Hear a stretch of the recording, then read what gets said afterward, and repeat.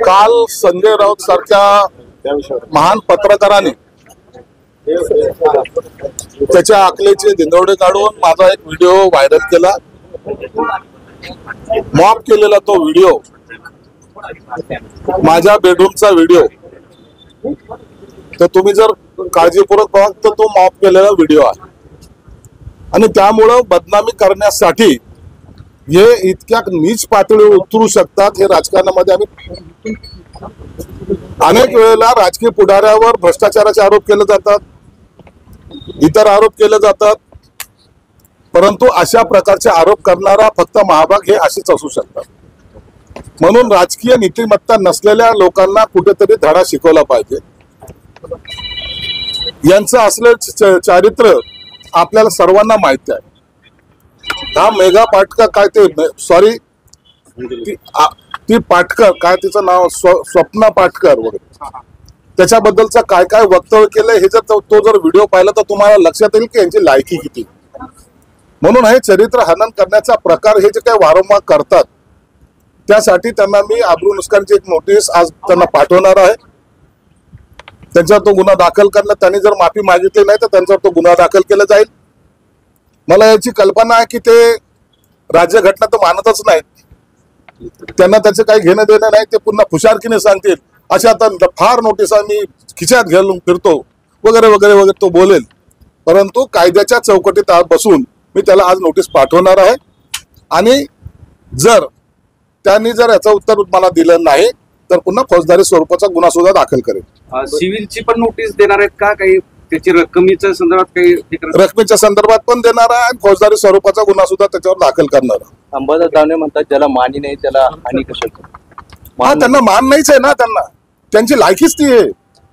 रोज लोकांच्या शिव्या खातात, ते सकाळी भोंगा जो वाचतो ना लोक त्यांना रोज शिव्या देतात, म्हणून त्यांना मान अपमान त्यांना काही कळत नाही, कोणत्या गोष्टीवर बोलावं ह्याचं त्याचा भान नाही। आणि त्याचे जे सहकारी आहेत विद्वान, 1 महिन्याचे विद्वान, ते असेच आरोप करत राहतात।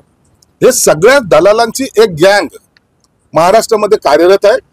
यांचे सर्व पुरावे माझ्याकडे आहेत, परंतु त्या खालच्या राजकारणाला मला जायचं नाही। परंतु आता मला असं वाटायला लागलंय की आता त्यांना त्यांच्या भाषेमध्ये उत्तर देणं गरजेचं आहे।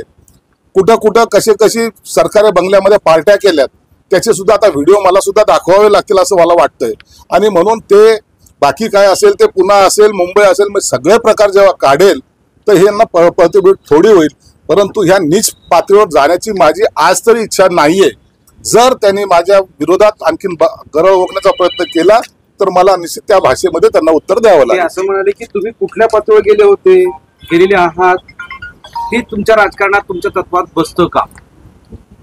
माझ्या बेडरूम मध्ये मी बसणं हे माझ्या पातळीत बसत नाही का? नालायकानं हो, तुम्ही जाऊन कुठलचा जरी व्हिडिओ काढून त्याचा दाखवायचा प्रयत्न करताय, तुम्हाला त्याची लाज लज्जा काय वाटते का? या अशा प्रकारचं कधी राजकारण कधी महाराष्ट्राने पाहिलंय का? सुसंस्कृत असलेले तुम्ही या अशी नीच पातळी गाठता, याच्यामुळे तुम्हाला वाटतं आमची जास्त बदनामी होते। परंतु एक लक्षात ठेवा, हे सगळे जण फक्त आणि फक्त कसं मला टार्गेट करता येईल याचा प्रयत्न ते आहे। जयंत पाटलांनी प्रदेशाध्यक्ष पदाचा राजीनामा, शशिकांत शिंदेची जवळपास होते। जयंत पाटलांचं अनेक वर्षापासून शरद पवार साहेबांबरोबर असलेलं चांगलं नातं, परंतु असली अस्वस्थता ही आपल्याला पाहायला मिळालेली आहे। त्यांनी अनेक वेळेला त्या पक्षामध्ये काम करताना इंटरेस्ट एवढा काही दाखवलेला नाही आणि मागच ते म्हणत होते की मी राजीनामा देणार, कदाचित म्हणून त्यांनी आज राजीनामा दिला असावा आणि कुणाची वर्णी लावतात हा त्यांच्या पक्षाचा अंतर्गत प्रश्न। केली होती की लवकरच ते आमच्या सोबत येतील, राजीनामा आता त्याचा आता निर्णय कधी काय घेत आहेत हे एकदा त्यांना विचारा। परंतु एक निश्चित आहे, आता जयंत पाटलाची जी काही घुसमट होत होती ती आता थांबली असावी। आमंत्रण आहे त्यांना, तुमचं आमंत्रण आहे त्यांना, त्याचा निर्णय आता या पक्षाचे वरिष्ठ नेते घेतील। रोहित पवारांना नोटीस आली आहे परत एकदा। अहो येऊ द्या ना, मी तुम्हाला प्रत्येक वेळा सांगतो, विरोधी पक्षातले जरी असेल किंवा सत्ताधारी पक्षातले जरी असेल, कुणालाही नोटीस आली तर त्याचं उत्तर द्या ना।